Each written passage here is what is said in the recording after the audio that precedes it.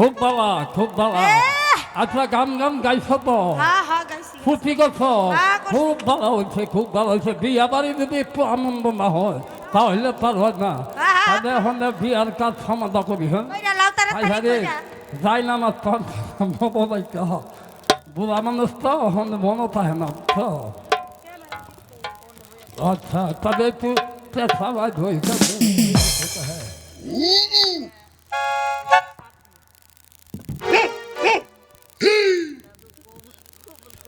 আচ্ছা তাহলে শোনান এখন আমরা বিয়ার কাজ সমাধা করে ভালাই নাকি দাদু বিয়াটা পরে হালাও বেগম সাহেবা বিয়ার কাজ আরম্ভ করে দিই আপনার আপনার অনুমতি পাই দেয় হ্যাঁ আপনি বিয়ের কাজ শুরু করে দিন আচ্ছা ঠিক আছে আউযু বিল্লাহি মিনাশ শাইতানির রাজিম বিসমিল্লাহির রাহমানির রাহিম আউযু বিল্লাহি মিনাশ শাইতানির রাজিম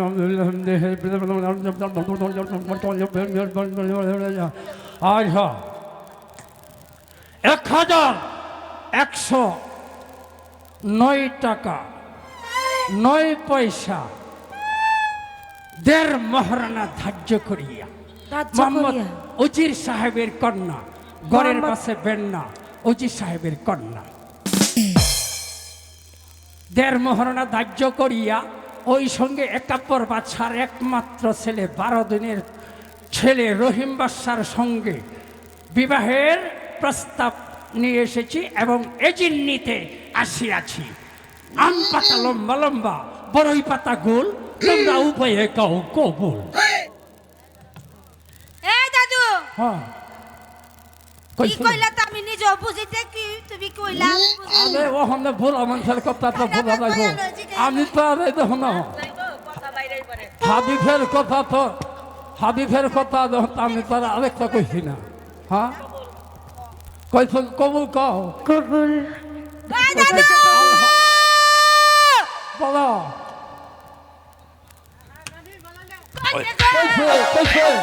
খুব বলা হ্যাঁ কইছে এইভাবেই কয় খুব বলা আচ্ছা শোনো আমাকে এই জাহাপনার দায়িত্ব না মনোরাজ করবো না মনোরাজ করে তোমাকে মনোরাজ করে ভালাই নাকি মনোজাত কইরা হালাও আচ্ছা আল্লাহ আমিন মধুহুল বেমঙ্গল আব্দুল্লাহ মিন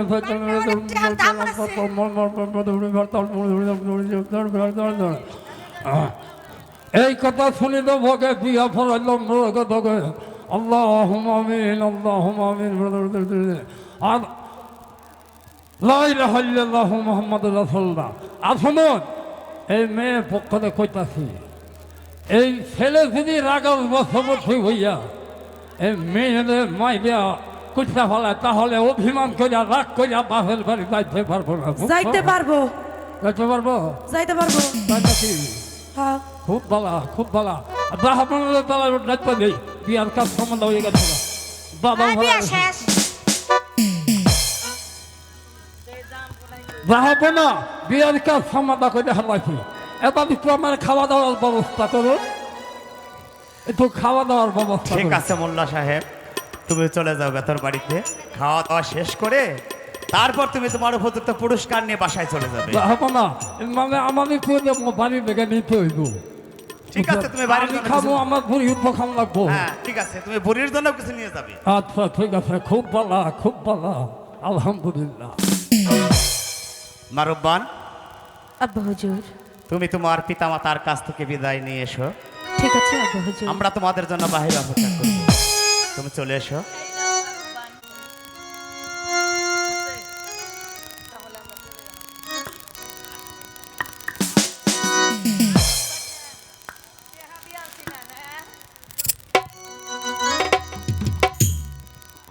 বিদায় দে নিবি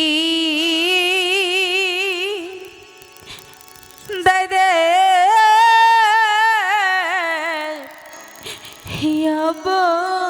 গো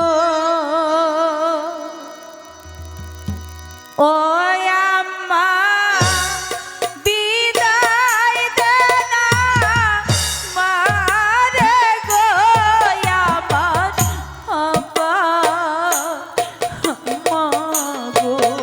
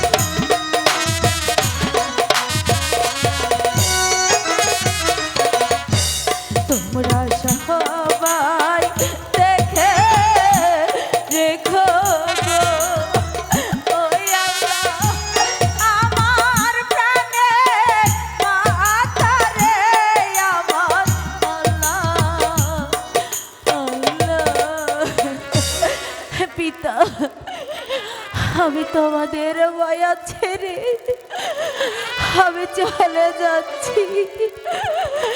তোমরা আমায় হাসি মুখে বিদায় দাও, বিদায় দাও পিতা। আমি তোকে বিদায়ের মালা পরিয়ে দিচ্ছি মা।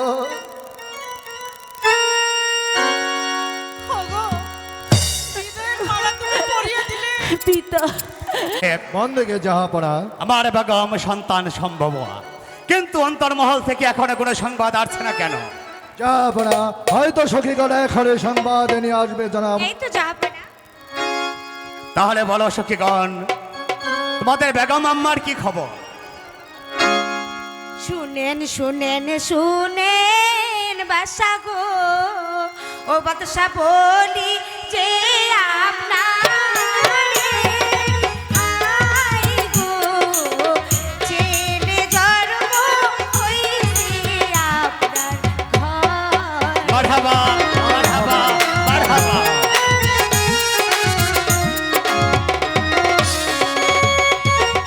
পূর্ণিমার চাঁদের মতো গো, ও রূপে ঝলমল ঝলমল করে। হায় গো, ছেলে জন্ম হইছে আপনার ঘরে। সুবহানাল্লাহ, সুবহানাল্লাহ, সুবহানাল্লাহ। পূর্ণিমার চাঁদের মতো গো, ও রূপে ঝলমল ঝলমল করে। হায় গো, ছেলে জন্ম হইছে আপনার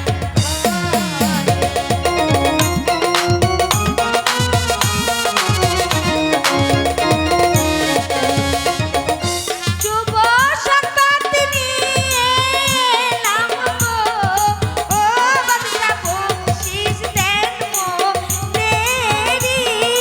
হায় গো, ছেলে জন্ম হইছে আপনার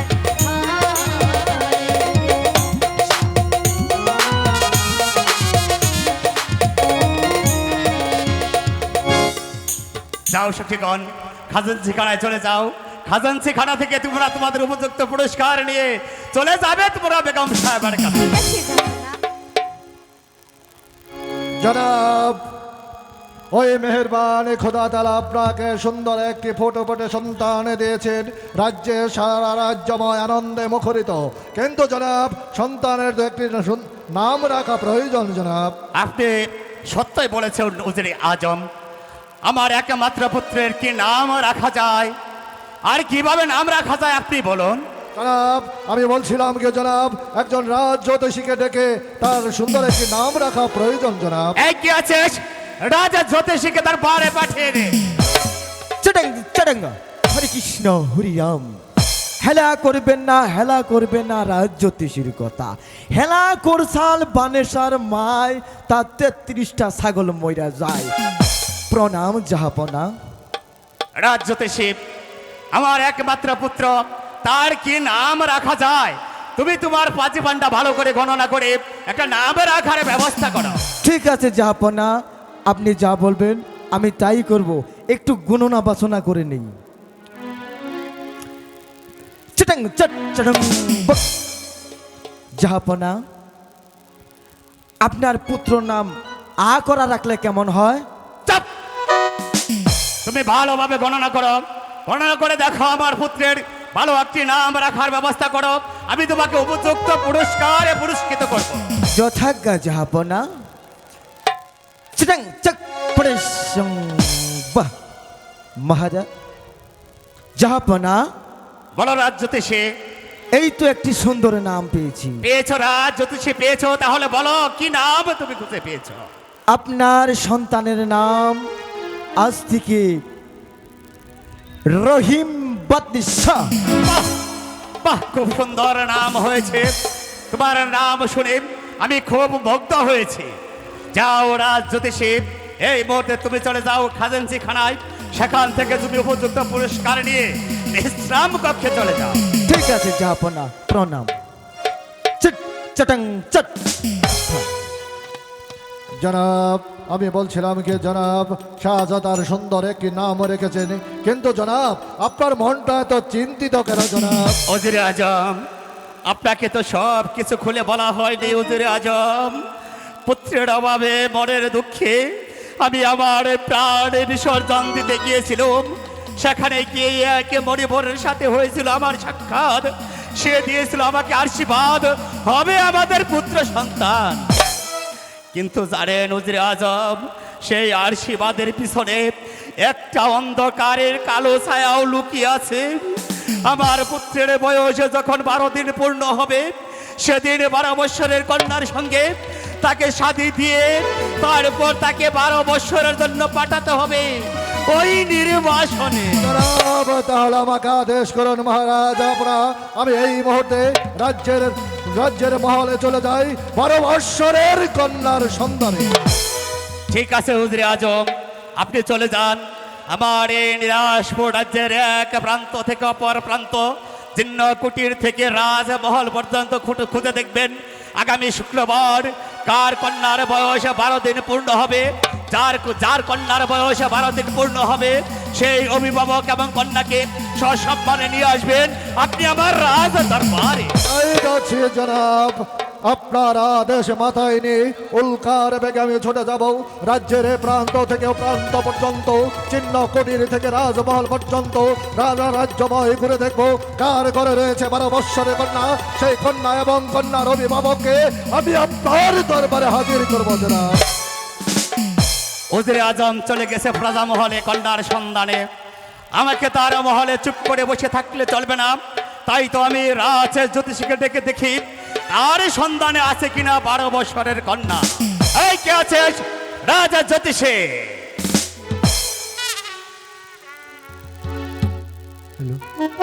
চট চটং ফট।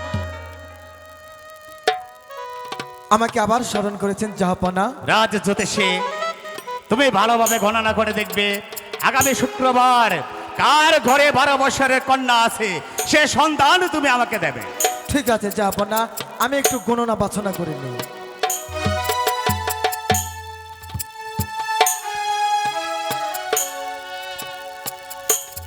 উত্তরেও নেই,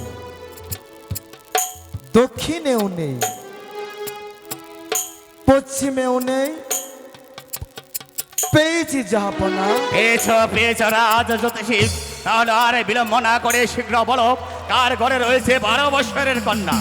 কিন্তু জাহাপনা, আমার যে একটু সমস্যা, বলতে যে ভয় হচ্ছে।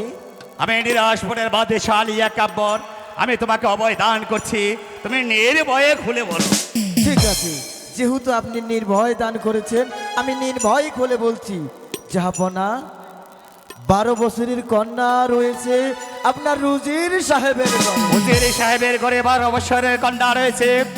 রাজা জ্যোতিষী, তোমার গণনায় আমি তোমার উপর সত্যি মুগ্ধ হয়েছি, তাই এবারও তুমি চলে যাও আমার খাজাঞ্চি খানায়। সেখান থেকে উপযুক্ত পুরস্কার নিয়ে তুমি চলে যাবে বিশ্রাম কক্ষে। ঠিক আছে জাহাপনা।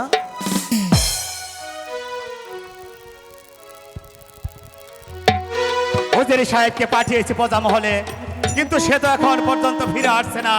এর কারণ যে আমি কিছুই বুঝতে পারছি না। পেলাম না জনাব, আমি পেলাম না। সারা রাজ্য ভয় ঘুরে দেখলাম, কোনো কারণেই 12 বৎসরের কন্যা আমি শুনলাম করতে পেলাম না জনাব।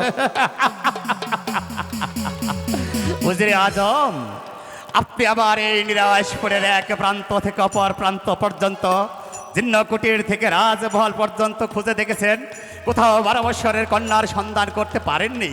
কিন্তু উজিরে আজম, আমি এই মহলে বসেই 12 বৎসরের কন্যার সন্ধান করতে পেরেছি। পেয়েছেন জনাব, আপনি পেয়েছেন, তাহলে আমাকে আদেশ করুন জাহাপনা, এই মুহূর্তে আমি সেই কন্যা এবং কন্যার অভিভাবককে ধরে দাঁড়ান উজিরে আজম, দাঁড়ান।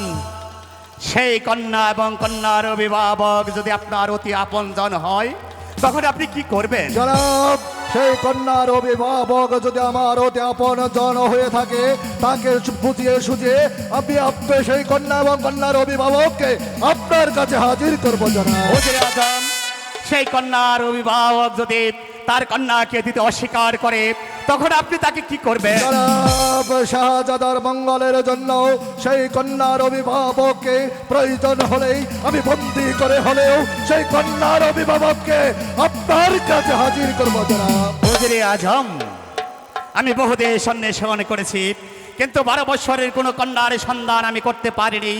শুনেছি মা রূপবানের আগামী করল 12 বৎসর পূর্ণ হবে। তাছাড়া মা রূপবানের রূপে গুণে অতুলনীয়, চরিত্রবতী এবং ধৈর্যশীলা। তাই মা রূপবানকে যদি আমার একমাত্র পুত্র শাহজাদা রহিমের হাতে তুলে দিতেন, তাহলে আমি আর বেগম উভয়েই সন্তুষ্ট হতাম। জনাব,